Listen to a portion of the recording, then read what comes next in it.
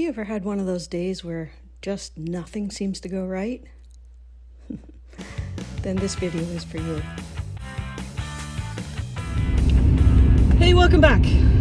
Today I am heading to my brother's place to work in his workshop because it's more organized and warmer. And his tools work. Mine do not. He sent me a picture of a stand-up lamp and challenged me to make it. I rummaged through my shop and found a pretty good piece of spalted maple, which I have right there. I think we can do it. So let's go, see if we can. A couple of weeks ago, the bus company that I drive for asked me if I would fly to Philadelphia and retrieve a bus. It had broken down quite some time ago, and it had been fixed, and now was ready to come back to our yard. I said, sure, I'll do that, not knowing that my flight was going to be scheduled on the final day of a long predicted snowstorm. I was supposed to fly out at 9 o'clock Monday morning, but throughout the day on Sunday, I kept getting notified of so many delays and rerouting and more delays. Eventually, my flight was heading into Toronto, going to Montreal, and then to Pennsylvania. I mean, it was almost a world tour. When I arrived at the airport that would take me to Toronto, I checked in and immediately found out that that flight was canceled.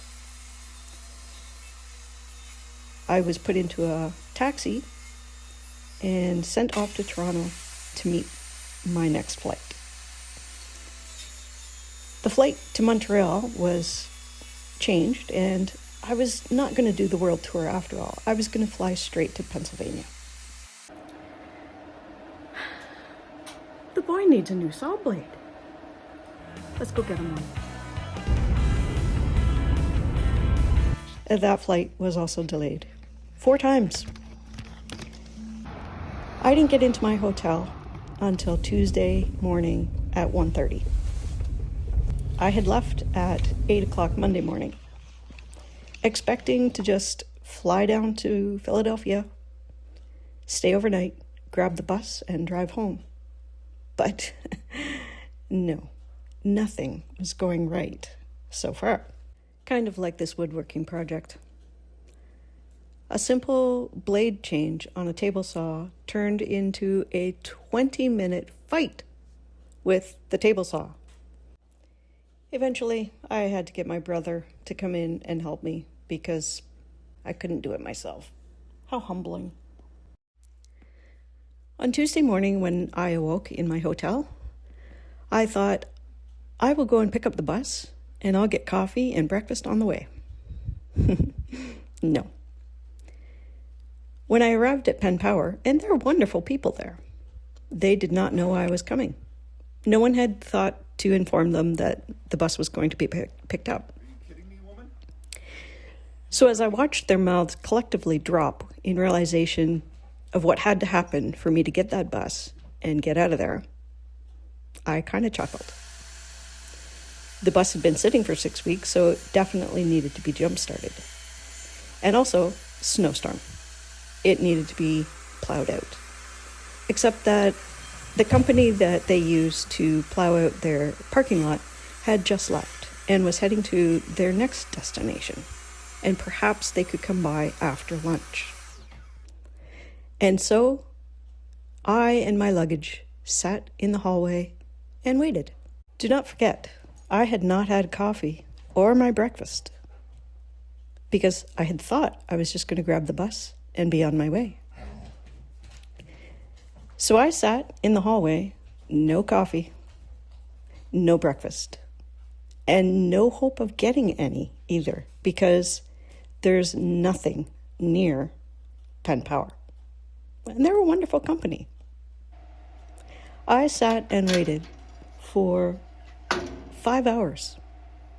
Not their fault. I'm not blaming them. But it took quite a while for the snowplow to come back and dig out the bus so that I could leave. And at long last, around 4 o'clock in the afternoon, with, don't forget, no coffee and no food yet, I was finally able to leave. And leave I did. The first thing I did was find a Starbucks. I needed a latte. I had an 8.5, 9-hour drive ahead of me, so getting caffeine into me was of paramount importance. I grabbed a hamburger and parked the bus in a no idling zone. I turned the bus off. Yeah, see, after driving for 45 minutes or so in a car, that would be plenty to recharge the battery, and you could turn the car off and restart it. But not a bus, and no one thought to tell me. And so, after my hamburger breakfast at 4 o'clock, the bus wouldn't start. And so it was decided that we would get Penn Power to come back out and jumpstart the bus. We would take the bus back to Penn Power, and the next morning get new batteries for the bus. And so that ended Tuesday.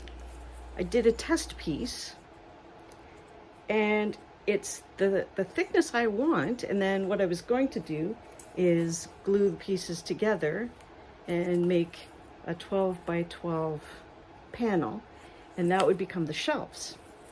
However, this is what I discovered.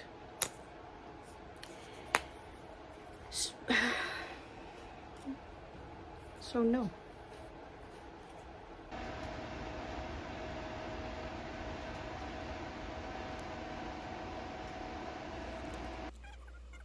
Wednesday dawned a bright and sunny but cold day. Before I inquired about my bus, I went and got some caffeine. There was a Starbucks within walking distance, and I got a very large latte to keep me going for the day, because I had a long day ahead of me, still 9-hour drive. When I got back to the hotel, I texted my manager and asked, "Is the bus ready? Let me know when it's ready. I'll wait here until it's ready." And I was told it's good to go, except that it wasn't. When I arrived back at Penn Power, a wonderful company that they are, again, their jaws dropped at seeing me. It's a wonder I didn't get a complex about this. I decided to cut the wood into thicker pieces and then try and slice it into almost like a veneer. But because of the way I jimmy-rigged up a fence, the clamps caused it to be not perpendicular to the table, which made more problems, as you can see here. It was so frustrating. So plan C was to use the table saw, and that was when I needed a change of underwear.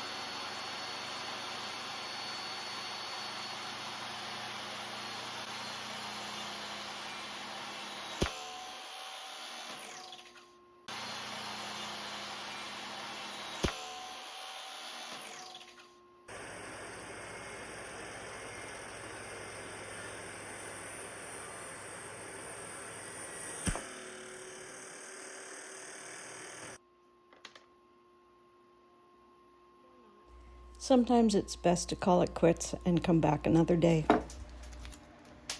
The bus trip and the wood project had uncanny similarities. Wednesday afternoon, at around 4:30 or so, I was finally on my way. I was never shutting that bus off.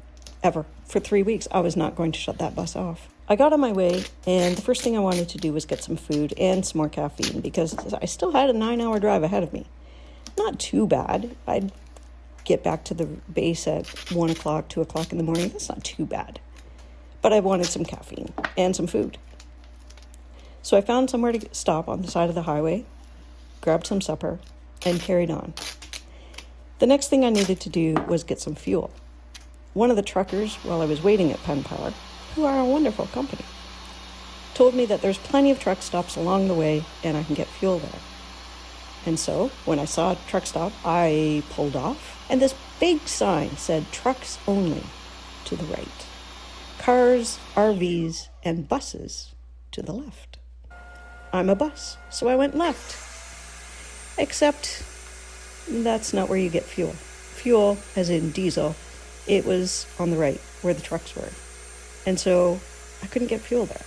So I pulled back onto the highway and carried on to the next truck stop.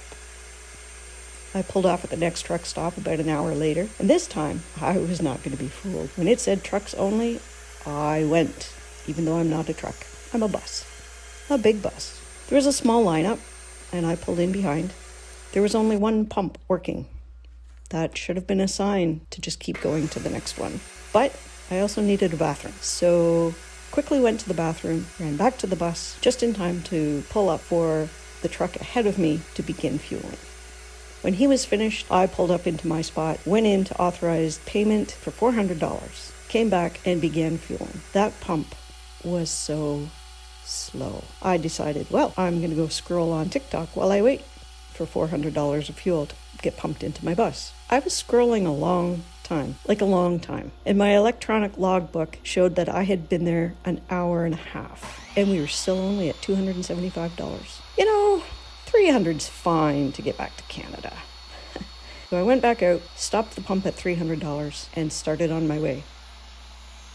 During that time, somehow Star Trek Time Warp took over. And instead of arriving at the base at 1:30 in the morning, I was now scheduled to arrive at the base at 4:30 in the morning, according to my GPS.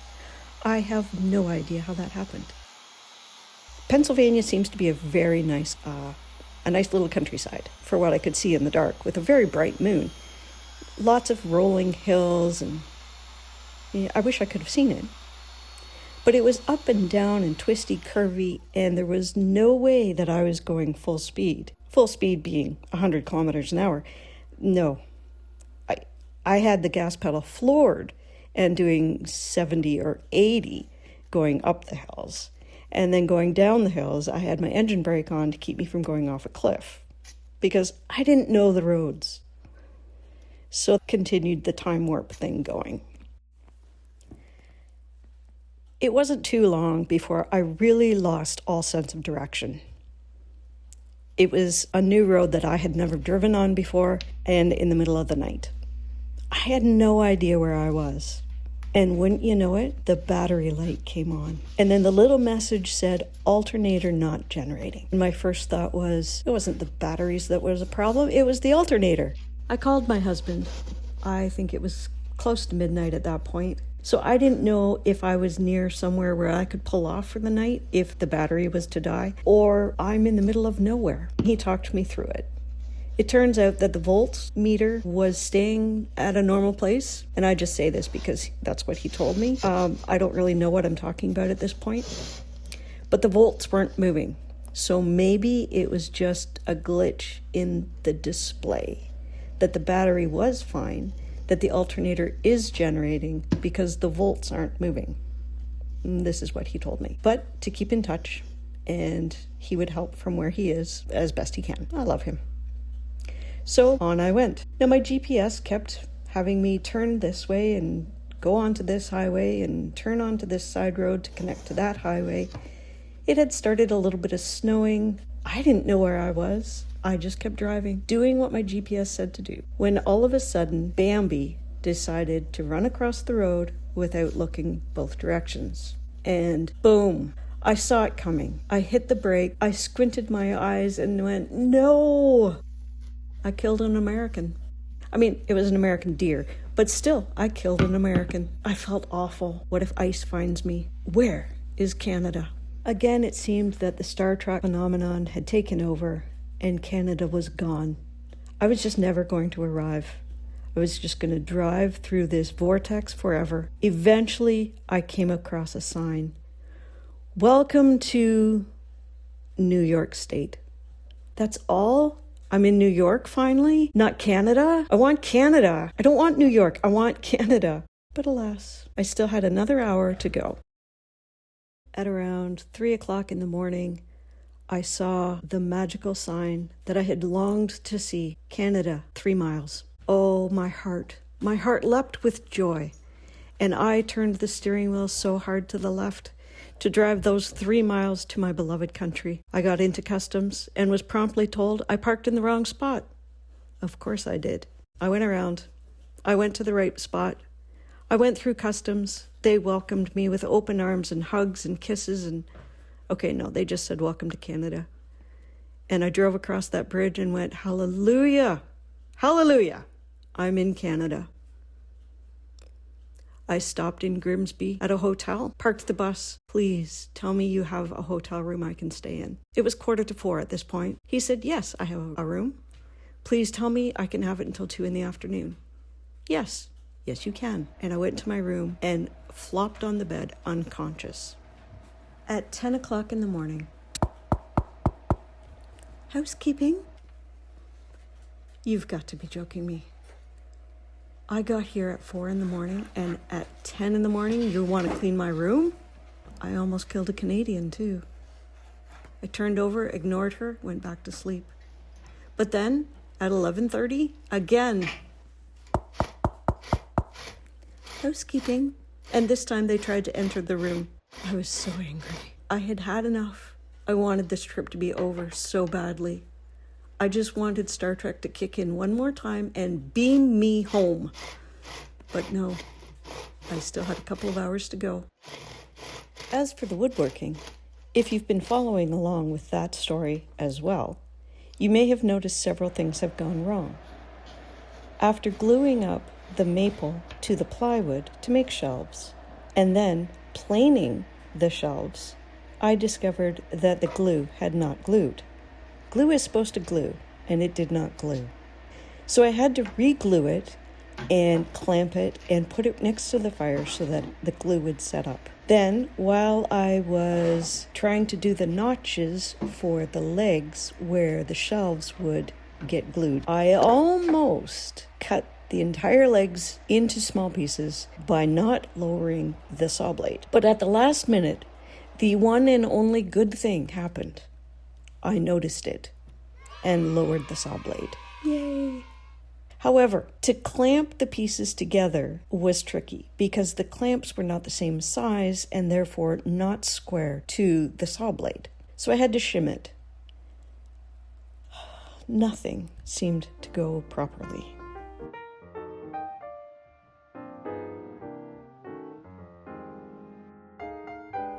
You know the saying, all good things come to an end? Well, all bad things come to an end too. Like this bus trip and this stand-up lamp.